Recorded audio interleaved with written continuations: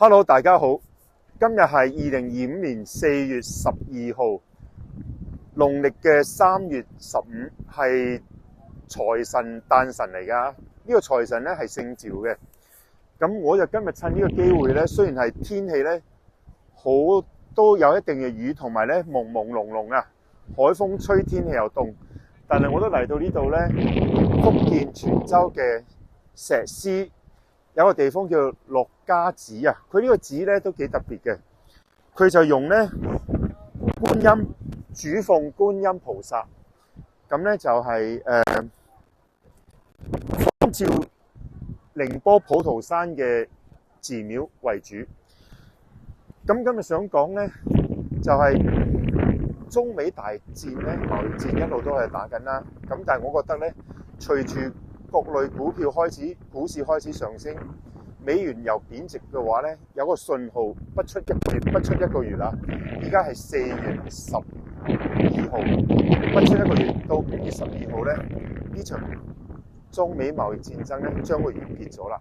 咁啊，一切咧都會歸於和平嘅。嗱，我喺呢度許個願咧，相信大家同意又好，唔同意又好，我哋拭目以待。多謝晒，拜拜，耶！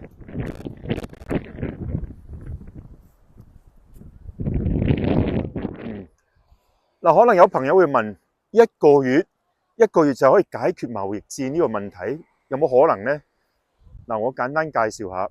咁第一點咧，就當然係菩薩保佑啦嚇。第二點咧，就係特朗普咧，佢今年係第一年咧重返白宮嘅第一年。咁啊，臨近聖誕新年，梗要開個豪華 party 啦。咁如果將產業咧搬嚟美國嚟唔嚟得切？呢個第二個問題。第二個問題咧，哇咁鬼死貴，啲人會唔會開心咧？梗係唔會啦，係咪先？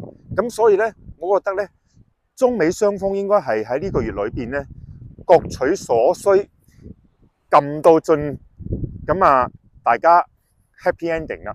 如果唔係咧，好多嘢都做唔切，咁啊搞唔掂噶嘛，係咪先？咁所以咧，應該咧時間如果冇多啦，咁啊5月中咧就開始係要各類產業要開始安排生產。如果你唔搞嘅話咧，就冇一個美國佬咧就冇一個 Happy Christmas 嘅 party， 咁啊好危險噶嘛，係咪先？所以咧1個月差唔多啦，會解決晒，信我，拜拜。